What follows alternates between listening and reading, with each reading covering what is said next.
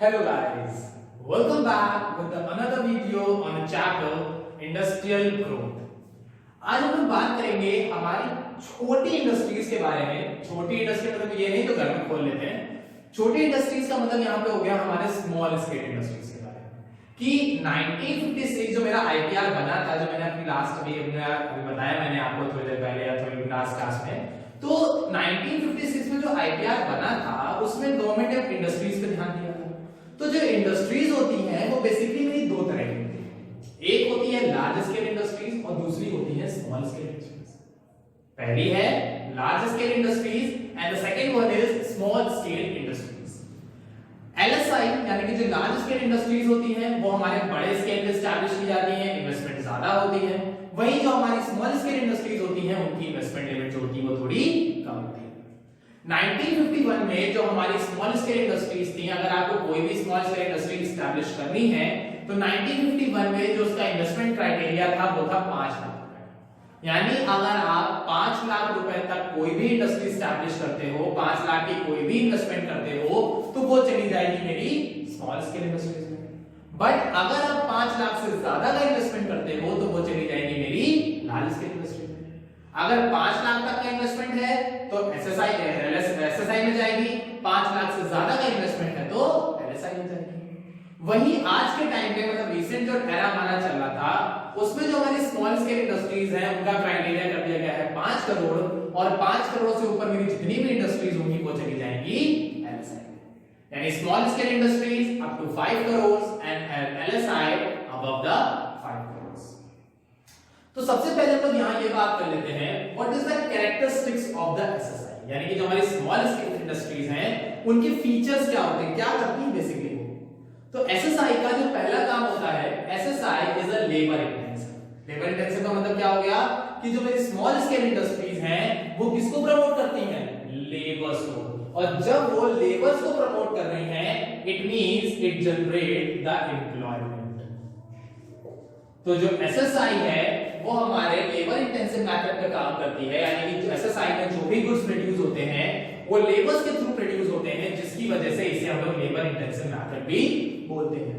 और labour intensive method होने की वजह से ही यहाँ पे हमारे साथ क्या होता है, एसएसआई जो है वो एम्प्लॉयमेंट जनरेट करती है। इसी वजह से गवर्नमेंट ने और ज्यादा हमारी स्मॉल स्केल इंडस्ट्रीज पे ध्यान देना शुरू कर दिया था, क्योंकि जो स्मॉल स्केल इंडस्ट्रीज थी वो हमारे एम्प्लॉयमेंट का सोर्स था और ये हमारे लिए एक मेजर सोर्स ऑफ एम्प्लॉयमेंट बन रही थी। इसी वजह से एसएसआई एस्टैब्लिश की जा रही है। दूसरा जिसका सबसे बड़ा फीचर है it promotes the equality. SSI आने से हमारी इक्वालिटी प्रमोट हो गई थी। कैसे?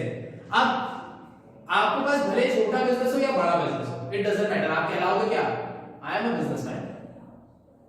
मैं एक छोटी सी परचून की दुकान खोल लूं या एक बड़ा सा बिग बाजार डी-मार्ट खोल लूं, मैं कहलाऊंगा क्या, आई एम अ बिजनेसमैन। तो बेसिकली एक स्मॉल स्केल इंडस्ट्री आने से क्या हुआ, हर पर्सन में इक्वालिटी आ गई थी, यानी कि तुम भी बिजनेसमैन हो, तुम भी बिजनेसमैन हो और मैं भी बिजनेसमैन। भले मेरी एक छोटी सी दुकान है, इट डजंट मैटर, मेरी एक इंडस्ट्री है, मैं इंडस्ट्रियलिस्ट हूं तो मैं इक्वालिटी डिजर्व करता हूं। तो एसएसआई आने से क्या हुआ, जितने बड़े इंडस्ट्रीज थे उनके पास भी इंडस्ट्रीज थी और अब छोटे छोटे लोगों के पास भी लोगों ने इंडस्ट्री एस्टैब्लिश कर दी थी, जिसकी वजह से अब हमारी इकोनॉमी में इक्वालिटी प्रमोट हो गई थी, इक्वालिटी जनरेट हो गई थी। अब इतना ज्यादा कोई रिच और पुअर में खास गैप नहीं होता। Third, it need a small investment. जैसे मैंने अभी आपको बताया कि 1950s की अगर बात करें, जो हमारी एसएसआई 1950 टू 1990 की है, तो उस टाइम पे इन्वेस्टमेंट के सिर्फ 5 लाख रुपए चाहिए। तो अगर आपके पास 5 लाख रुपए तक है, 5 लाख का मतलब ये नहीं कि 5 लाख ही चाहिए, 5 लाख से अंदर कुछ भी 10,000, 15,000, 20,000, 5,000, 25,000, 50,000, 5 लाख से अंदर आप किसी भी अमाउंट में इंडस्ट्री लगा रहे हो वो आपकी स्मॉल स्केल है। तो अगर मैं 10,000 रुपए में इंडस्ट्री लगा दी तो आई एम इंडस्ट्रियलिस्ट ना, मैं इंडस्ट्रियलिस्ट हूं क्योंकि मेरे पास एक इंडस्ट्री है। तो एसएसआई जो है उसमें इतनी कम इन्वेस्टमेंट होती थी कि सभी लोग इंडस्ट्री लगा लेते थे, जिससे हमारे यहाँ इक्वालिटी क्रिएट हो जाती थी। तीसरी इंपॉर्टेंट चीज यहाँ पे लोकेशनल फ्लेक्सिबिलिटी थी। लोकेशनल फ्लेक्सिबिलिटी का मतलब क्या हुआ, गवर्नमेंट ने ज्योग्राफिकल लिमिट हटा दी थी, मतलब आप जहां चाहो जितनी बड़ी चाहो इंडस्ट्री लगा सकते थे। कोई लोकेशनल बाउंडेशन या ज्योग्राफिकल बाउंडेशन नहीं थी कि कोई भी पर्सन इस जगह जाके इंडस्ट्री नहीं लगाएगा। कोई भी पर्सन किसी भी जगह जाके इंडस्ट्री लगा सकता था। लोकेशनल फ्लेक्सिबिलिटी थी, आप किसी भी लोकेशन में काम कर सकते थे, जिसकी वजह से भी एसएसआई प्रमोट हो रही तो फीचर्स यहाँ पे क्या क्या थे? लेबर इंटेंसिव है, एम्प्लॉयमेंट जनरेट करती है, इक्वालिटी जनरेट करती है, स्मॉल इन्वेस्टमेंट चाहिए, एंड लास्ट है वोकेशनल फ्लेक्सिबिलिटी। तो ये थे हमारे फीचर्स ऑफ एसएसआई। फीचर्स की बात तो कर ली, अब यहाँ पे हम लोग बात करते हैं रोल क्या है इसका। मतलब जो ये मेरी एसएसआई है, जो स्मॉल स्केल इंडस्ट्रीज, इसने किया क्या? तो एसएसआई इंडस्ट्री का जो मेन रोल था वो क्या था कि जो मेरी कार कमेटी बनी थी, एक मेरी कमेटी बनी थी 1955 में मेरी एक कमेटी बनाई गई थी जिसका नाम था कार कमेटी। क्या नाम था? Car committee. इस कार कमेटी का रोल क्या था? इसने हमारी जितने भी विलेज या स्मॉल स्केल इंडस्ट्री, मतलब village and small scale industries थी, इन पे ध्यान देना शुरू किया था। तो जो एसएसआई थी, स्मॉल स्केल इंडस्ट्रीज थी, उनका मेन रोल बेसिकली यही था कि जो कार कमेटी में डिसाइड किया गया था कि हम स्मॉल स्केल इंडस्ट्री सेटअप करेंगे, विलेज में इंडस्ट्री लगाएंगे, इन सारी चीजों को पूरा करने के लिए यहाँ पे हमने एसएसआई एस्टैब्लिश किया। तो बेसिकली एसएसआई का रोल सिर्फ इतना था कि जो 1955 में कार कमेटी हमने बनाई थी, उस कार कमेटी को प्रमोट करने के लिए, इंडस्ट्रियलाइजेशन को प्रमोट करने के लिए, इंडस्ट्रीज को प्रमोट करने के लिए हमने एसएसआई एस्टैब्लिश किया। अब बात करते हैं फीचर्स, यानी कि 1950 से 1990 यानी कि इंडिपेंडेंस से लेके 1990 तक हमारी इंडस्ट्रीज में क्या-क्या चीजें थी, कैसी थी इंडस्ट्रीज। तो सबसे पहली चीज, public sector play a central role. भाई उस टाइम पे गवर्नमेंट का पूरा रोल था, क्योंकि प्राइवेट में दो ही लोग थे ना, टाटा एंड बिरला। तो उस टाइम पे प्राइवेट सेक्टर में सिर्फ दो ही इंडस्ट्रीज थे, पहले थे Tata and the second one is Birla. That's why the public sector play a central role in the economy and the private sector play a secondary role. Due to the lack of capital and due to the lack of efficiency, due to the lack of technical skills and knowledge, the private sector play a secondary role and the public sector play a central role in the economy, and the main contribution was done by the public sector rather than the private sector. So the public sector had decided to achieve a target and to complete a target that a government has to plan to fulfill its second 5-year plan within the given time. यानी कि यहाँ पे basically था क्या कि यहाँ पे government ने क्या किया था कि जितनी भी मेरे पब्लिक सेक्टर और प्राइवेट सेक्टर थे, उन्होंने ये देखा कि पब्लिक सेक्टर इंडस्ट्रीज जो है वो ज्यादा है और प्राइवेट सेक्टर इंडस्ट्रीज कम है। तो जब पब्लिक ज्यादा है, प्राइवेट कम है, तो obviously public sector role play करेगी, पब्लिक सेक्टर लीड करेगी और प्राइवेट सेक्टर पीछे से उसको सपोर्ट देगी। तो पब्लिक सेक्टर यहाँ पे एक सेंट्रल रोल प्ले करता है, वहीं प्राइवेट सेक्टर आपका सेकेंडरी रोल प्ले करता है। नेक्स्ट 1956 में ही, यानी कि 1956 से मतलब 50 से 90 के बीच में हुआ। 1956 में हमारे पास इंपोर्ट सब्स्टिट्यूशन आ गया था, यानी कि गवर्नमेंट ने बोल दिया था साफ-साफ कि हम सिर्फ वही चीजें इंपोर्ट करेंगे जो हम अपने यहाँ नहीं बना सकते हैं। अगर कोई भी चीज ऐसी है जिसको हम अपनी डोमेस्टिक मार्केट में प्रोड्यूस कर सकते हैं तो उसको बाहर से नहीं मंगाएंगे। इन शॉर्ट इंपोर्ट सब्स्टिट्यूशन में यहाँ पे क्या हुआ था, हमने इंपोर्ट कम कर दिया। इंपोर्ट कम होने की वजह से यहाँ पे इंपोर्ट कोटास लग गए थे। कोटा का मतलब होता है क्वांटिटी रिस्ट्रिक्शंस, ठीक है ना। तो यहाँ पे क्या हुआ था, हमारे इंपोर्ट सब्स्टिट्यूशन लगाने की वजह से गवर्नमेंट ने इंपोर्ट कोटा सेट कर दिए थे, यानी इंपोर्ट रिस्ट्रिक्शंस लगा दिया था कि कोई भी इंडस्ट्री इससे ज्यादा चीजें इंपोर्ट नहीं करेगी। और इसी इंपोर्ट रिस्ट्रिक्शंस की वजह से क्या हो रहा था कि इंपोर्ट कम कर रहे थे, तो उससे हमारे यहाँ फॉरेन एक्सचेंज जो है वो ज्यादा जनरेट हो रहा था। फॉरेन एक्सचेंज जब ज्यादा जनरेट हो रहा था तो उससे हमारे यहाँ जो चीजें थी वो इतनी ज्यादा डेवलप नहीं हो पा रही थी। तो बेसिकली यहाँ पे क्या हुआ, जो हमारा फीचर्स थे वो क्या क्या थे, public sector central role play कर रहा था, private sector secondary role play कर रहा था, इंपोर्ट सब्स्टिट्यूशन लग गया था जिसमें हमारी इंपोर्ट क्वांटिटी यानी कि क्वांटिटी रेस्ट्रिक्शंस थी, इंपोर्ट पे हैवी ड्यूटी लगा दी थी ताकि लोग इंपोर्ट ना कर पाए। तो बेसिकली यहाँ पे ये हो रहा था कि जो इंडिया है वो इंपोर्ट कम से कम करे और एक्सपोर्ट ज्यादा से ज्यादा करे। अब एक्सपोर्ट ज्यादा करेगा तो जाहिर सी बात है प्रोडक्शन करना पड़ेगा।